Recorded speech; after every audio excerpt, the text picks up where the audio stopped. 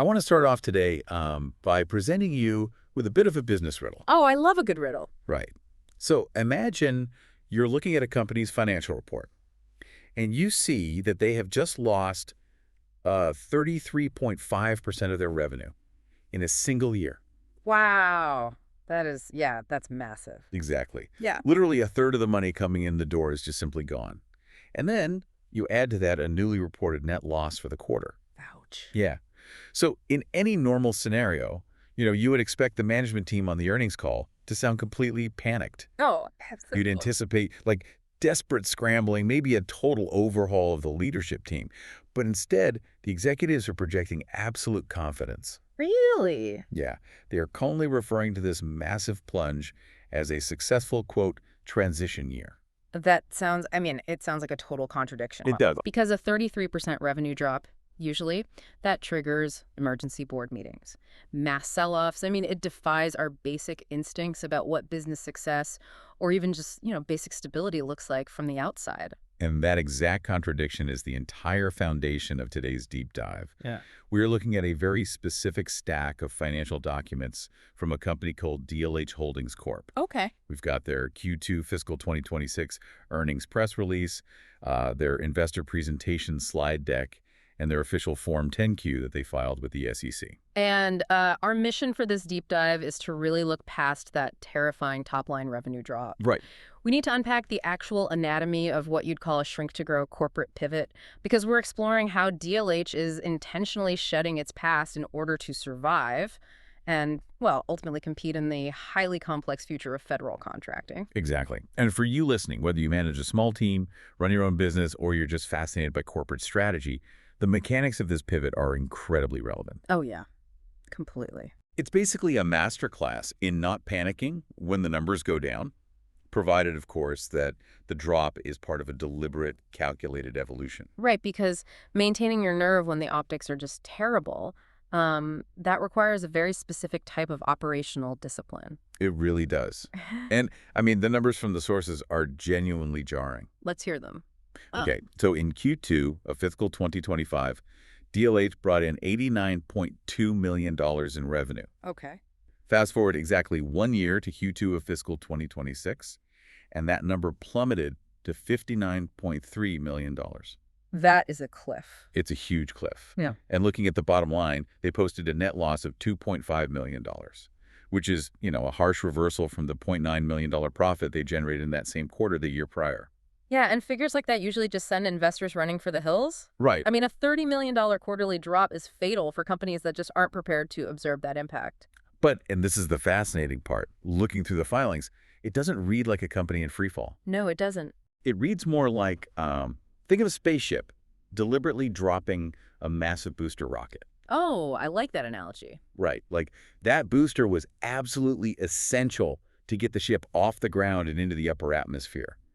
But once you reach a certain altitude, that massive piece of hardware just becomes dead weight. Yeah, it causes drag. Exactly. If you don't detach it, the drag prevents you from ever reaching orbit. So it looks violent from the outside, like a literal piece of the ship is breaking away, but it's structurally necessary. That analogy captures the mechanism perfectly, because when we examine the actual cause behind this revenue drop directly from the SEC filings, we find that DLH didn't just suddenly forget how to execute their contracts. Right. They didn't suddenly get bad at their jobs. No, not at all. The drop is explicitly driven by, and I'm quoting here, the transition of legacy programs to small business set-aside contractors. Okay, so the sources specifically mentioned the VA CMU program in their footnotes. Yes. And for context, this is the Veterans Affairs Consolidated Mail-Out Patient Pharmacy. That's right. It's this massive logistical engine that mails prescription drugs directly to veterans. That is foundational, highly reliable government work. It is super reliable, but it operates within a very rigid regulatory framework. How so? Well, in the federal procurement environment, the government legally earmarks a massive portion of its contracts specifically for small businesses. Okay, to foster competition, right? Exactly, to foster competition. But the catch is that small business is defined by very strict revenue caps or employee counts. So when a company like DLH does exceptional work on a program like the VA CMOP, They glow. Obviously, yeah. Their revenue increases. So the moment their revenue pushes them over that specific government cap, they lose the small business designation for that specific type of work. Yep, it operates exactly like that. That is literally a penalty for competence. It really is, yeah. They age out of their own legacy contracts. Once DLH crosses that growth threshold, the government is structurally obligated to take that foundational work away from them during the next recompete and hand it to a newer, smaller business. Wow. So DLH didn't lose the work to a better competitor. They just simply outgrew the legal parameters of the contract itself. But if the federal government is constantly shifting these lucrative contracts back to small businesses, doesn't that put a permanent ticking clock on every mid-sized company in the federal space? It absolutely does. How do you build a sustainable organization when your biggest customer is legally incentivized to take your foundational work away from you once you succeed? You survive it through anticipation. I mean, the difference between a mid-sized contractor that collapses and one that evolves is entirely based on foresight.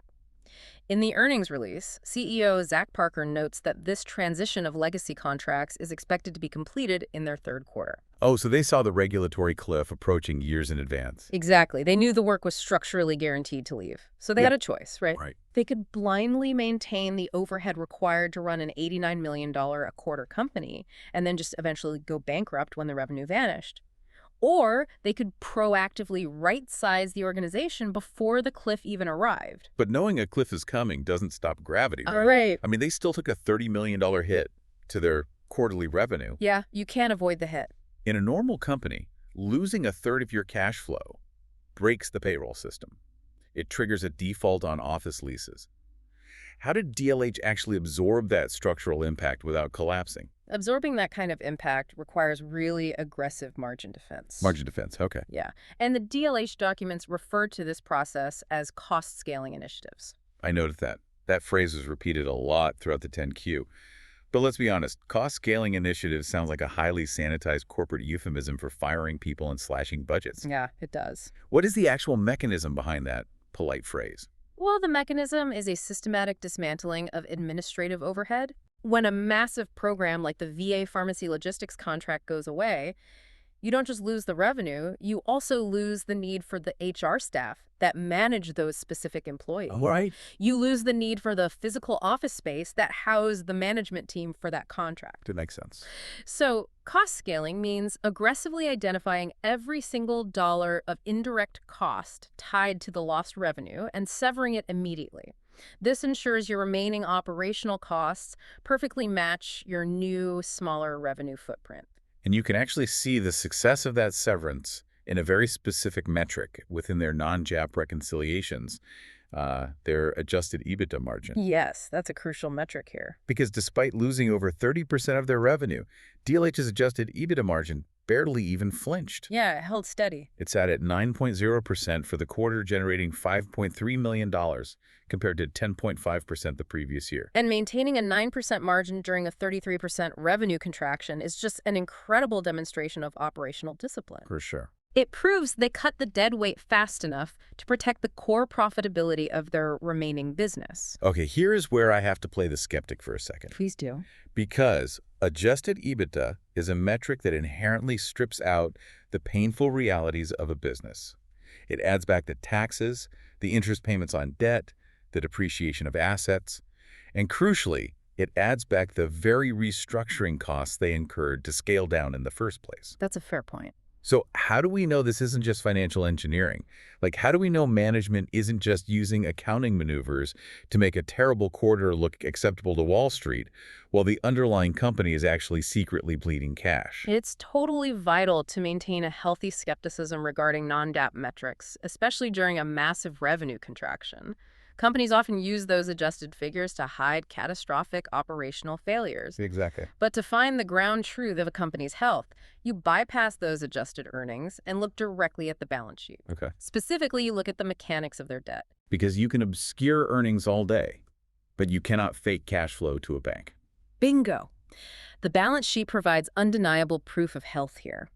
Looking at the exact numbers from the investor presentation, DLH reduced their total debt to $132.7 million this quarter. That's a big drop. It is. The trajectory chart they provided shows a cumulative debt reduction of approximately $42 million over the last 9 quarters. Wow. Yeah, their debt peaked at $174.4 million back in Q1 of fiscal 2024. Wait, so while their top-line income is plunging by 30%, they are simultaneously paying off $42 million of the corporate mortgage. Exactly.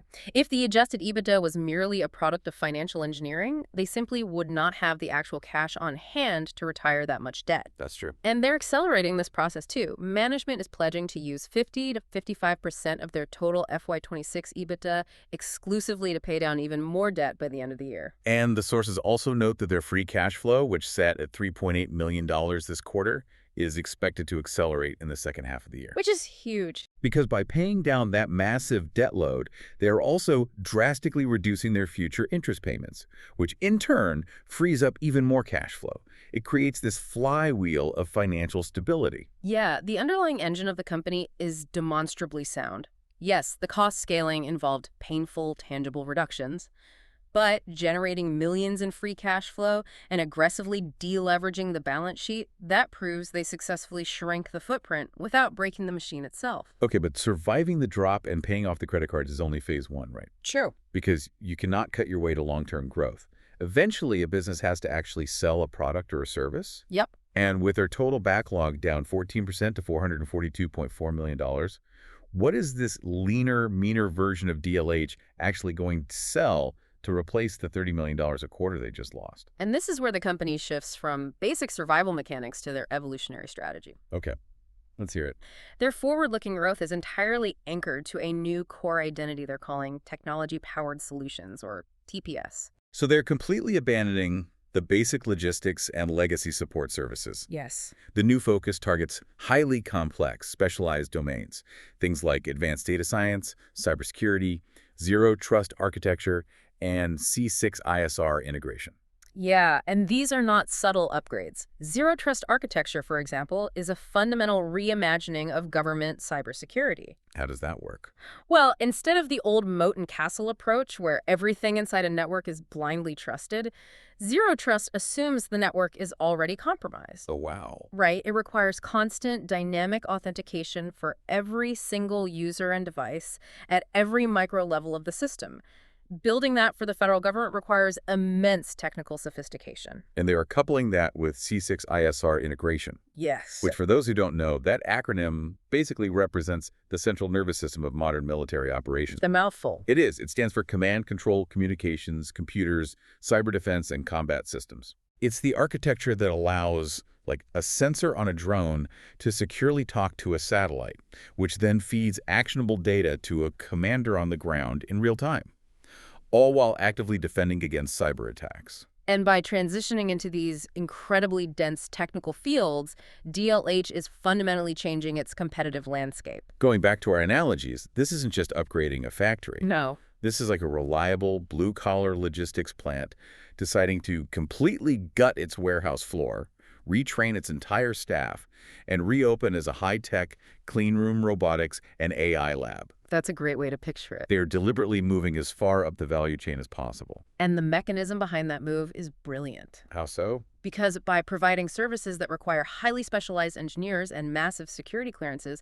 they're actively insulating themselves against the very small business set-aside regulations that just triggered their revenue drop. Oh, that makes so much sense.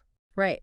A brand new 5-person startup might easily win a contract to manage mail-order pharmacy logistics, but the Department of Defense is never going to hand the integration of a global cyber defense architecture to an untested small business. No way. The barrier to entry for C6 ISR is just astronomically high. So DLH is essentially building a regulatory moat around their new revenue. Precisely. And looking at the macro environment outlined in the sources, their new product line maps perfectly onto the future demands of the federal government. It does. The investor presentation explicitly grounds this whole strategy in the realities of the FY27 president's budget. Right. The data shows historic, mandated investments in defense and intelligence modernization. And simultaneously, we are seeing reprioritized, which practically translates to reduced federal health spending in those legacy areas. Plus, Add to that a series of recent executive orders demanding that all federal agencies streamline procurement and implement innovative, cost-effective artificial intelligence solutions. Exactly. They anticipated the budget shift. And we can actually see the early returns of this strategy in the revenue mix right now. I pulled a specific detail from the slide deck. Oh, let's hear it. TPS revenue, that technology-powered solutions segment, currently sits at $39.5 million for the quarter. Okay. Now, while that specific segment is down slightly from the previous year, it represents the absolute bedrock of their future. And the federal government is already validating this new capability. The sources highlight a massive recent win.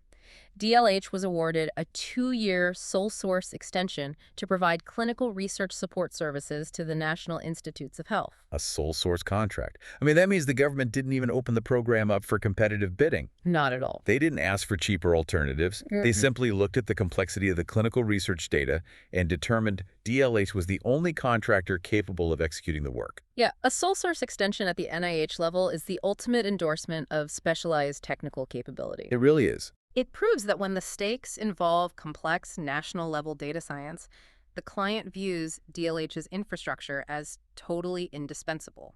You know, if I'm listening to this deep dive and I work in software development or retail management or manufacturing, the mechanics of a federal contractor's pivot might seem a bit distant at first. Sure.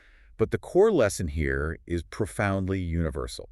It is a masterclass in reading macroeconomic indicators and having the operational courage to act on them before you're forced to. Absolutely.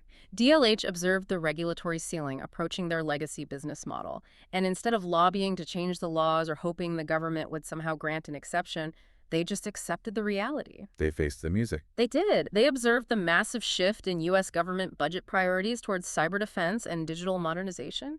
Then they unapologetically severed their old overhead, paid down their debt to stabilize their foundation, and completely rebuilt their offerings to meet their customer where the money will be tomorrow, not where it was yesterday.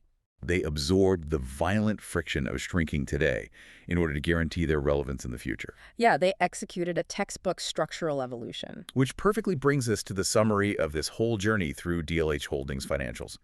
We started with a company facing a terrifying 33% plunge in revenue and a newly reported net loss. Right. But looking past that top-line damage, we uncovered a deliberate, highly mechanical strategy. They anticipated the loss of their foundational logistics contracts due to federal size standards. They did. They fiercely protected their underlying profitability by aggressively scaling down their administrative overhead. They funneled their remaining cash flow into a systematic $42 million debt reduction program. Incredible discipline there. Exactly. And finally, they used that newly stabilized, deleveraged foundation to pivot aggressively into the high-margin, highly complex world of zero-trust architecture, AI, and C6ISR integration, effectively building a permanent barrier against future small business competition. And, you know, the entire narrative really forces us to reconsider how we view external obstacles in business. I mean, Well, consider how government regulations, specifically these small business set-asides, act as a bizarre but really potent form of artificial evolutionary pressure. oh, that's an interesting way to frame it. Yeah, because by structurally forcing successful companies to eventually abandon the foundational contracts that built them, the government essentially mandates corporate evolution. Well, It forces organizations like DLH out of their comfortable legacy routines. It demands that they either innovate, moving up into increasingly complex, cutting-edge technology fields, or they just slowly die off as their historical work is redistributed to younger companies. right, innovate or die. Exactly. So the next time you face a massive structural loss, an unfair regulatory hurdle, or a devastating setback in your own career or business, ask yourself a question. Is this obstacle actually the evolutionary pressure you need to force your next big upgrade? That is a fascinating thought to end on. Thanks for walking through this with me. And to everyone listening, take that idea into whatever challenges you're facing this week. We'll catch you on the next deep dive.